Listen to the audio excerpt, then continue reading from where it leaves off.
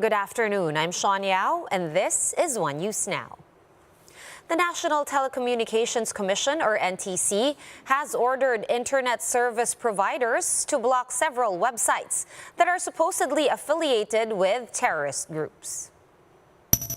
These include the websites of the National Democratic Front and that of the Communist Party founder, Joma Sison. The list also includes websites of progressive groups like Bayan and independent media sites such as Bulatlat. The NTC issued the order upon the request of National Security Advisor Hermogenes Esperon. Meanwhile, the Justice Department refused to answer directly which provision of the anti-terror law authorizes the blocking of access to left-linked websites. Justice Undersecretary Adrian Sugay noted that the request came from the National Security Council and not from the Anti-Terrorism Council. Because of this, he says that the question should be directed to the NSC. Meanwhile, media groups condemned the National Security Council's move, tagging them as affiliates of terrorist groups and having their websites blocked. Online alternative media Bulatlat says the order sets a dangerous precedent for independent journalism in the country. The National Union of Journalists of the Philippines, or NUJP, likewise denounced the NSC's list. The NUJP says these alternative news sites were not given a chance to address the claims. The group is now calling on the NSC and the NTC to remove news sites and websites of activist groups from this list. In other news, the Health Department has reported a notable increase in COVID-19 cases nationwide. Let's get some more details from JC Cosico, who's joining us live from Quezon City. JC, good afternoon. What does this notable increase mean in a numerical context, and is this already a cause for concern? Sean, the country was able to record 400 infections daily in the recent week, which was said to be the same rate back in February. And now the Health Department said that despite the increase in cases, the Philippines remains to be at low risk for COVID-19, as the average daily attack rate remains to be at less than 1, with the country's positivity rate at 3.1%. And this increase is not yet translating to higher severe and critical cases, including that of admissions. Now the DOH encourages vigilance among the public and for them to follow health protocols and to receive booster shots to control the spread of this virus. Sean. Right now, which regions in the country are actually seeing a significant increase in infections at the moment, JC? Sean, DOH USEC Maria Rosario Vergara said that Metro Manila is currently experiencing a significant increase in COVID-19 infections.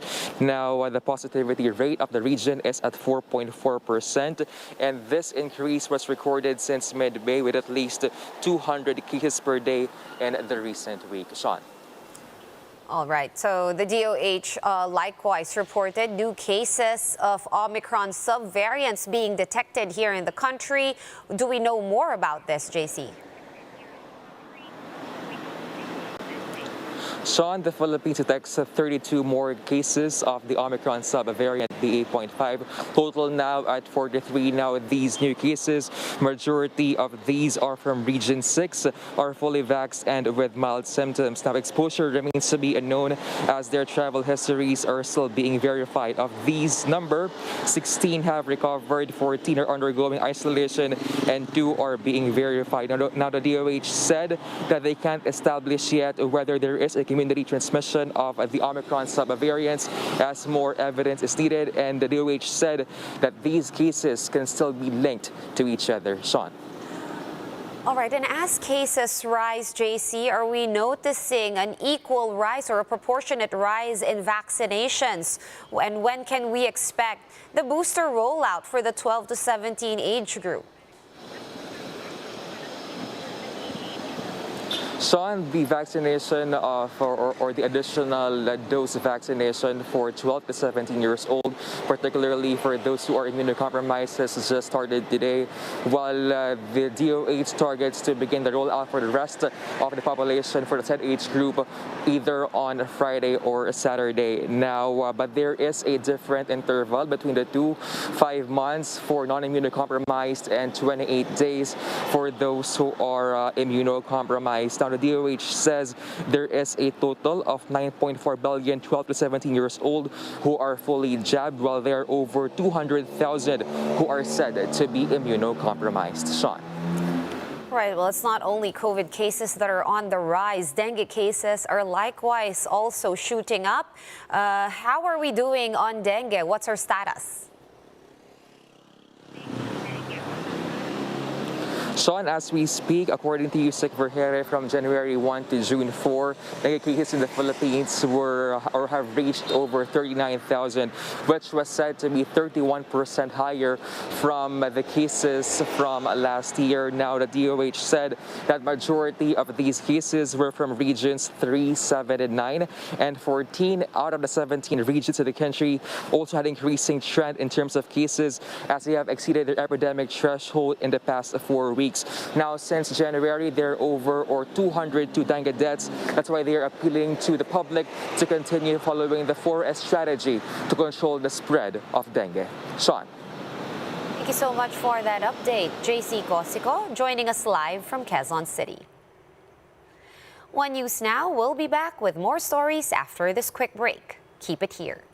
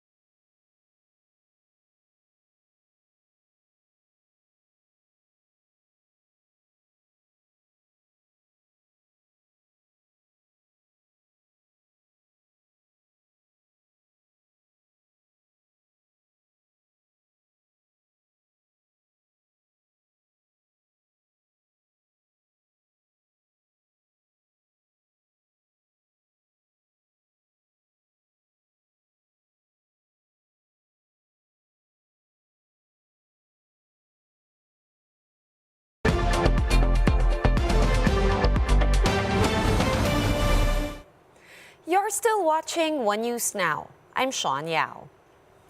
The price of bread is also on the rise alongside that of raw materials. Shaila Francisco with the report.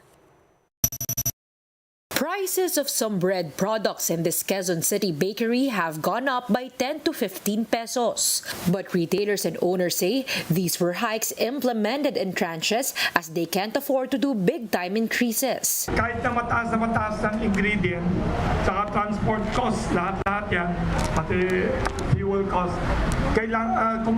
konti lang ang taas namin, hindi pwedeng mataas sobra kasi ang problema kung itaas sobra ang presyo ng tinapay, pandesal and other basic foods, baka mawalan kami ng customer. Some bakeries say costs of raw materials have become more expensive all at the same time. Flour price for one is now up by 40 to 140 pesos and is still bound to increase further due to tightness in the supply of wheat. Aside from drought conditions in source countries, wheat supply is affected by India's export ban, as well as the Ukraine-Russia tension, which are blocking shipments. There is so much wheat in the world, but more than half of it is unable to go out for export. Okay? Between the two of them, Russia and Ukraine, they have about 30 to 40% of the exportable wheat in the world. Wow. But that is not available right now. Problem is 100% of the country's supply is imported. That is why, aside from bread, supply of cakes, cookies, lumpia wrapper, instant noodles, pasta, ice cream cones, and red hot dogs can be affected. Whatever government actions are made would only temporarily alleviate the pricing situation so long as the war in Ukraine and Russia continues. Hanggat hindi tumitigil yung away na yan, the prices of wheat will continue to go up. Remember, Russia is also the world's biggest exporter of gas. And fertilizer. Number one. So, other things are also going up. Sabay-sabay yan eh. Connected yan eh. Sugar, meanwhile, now costs up to 90 pesos per kilo. United Sugar Producers Federation says this is due to higher fuel, fertilizer, and labor costs. While the government also gave its go signal to import 200,000 metric tons of sugar, the group said it went straight to industrial users, including manufacturers and soft drink companies. So yun ang problema. Bakit sa kanila lang binigay? At bakit hindi binigay sa mga local market vendors, hindi binigay sa mga bakeries? Those are the people who need it most. The DA, however, has this to say. Kasi nung panahon na yan, yun ang nangangailangan. Even now, the industry needs sugar. Kung walang sugar, apektado ang industry din. So that's why they were balancing their actions. We were balancing our actions, not only for the consuming public, but for the industry that also needs sugar. The Sugar Regulatory Administration says prices would not have shot up if not for the temporary restraining order filed by the Matas camp. Still, the agency will monitor the supply of sugar and will fast-track requests for clearance to import the commodity. For News 5, Shaila Francisco, we are One News.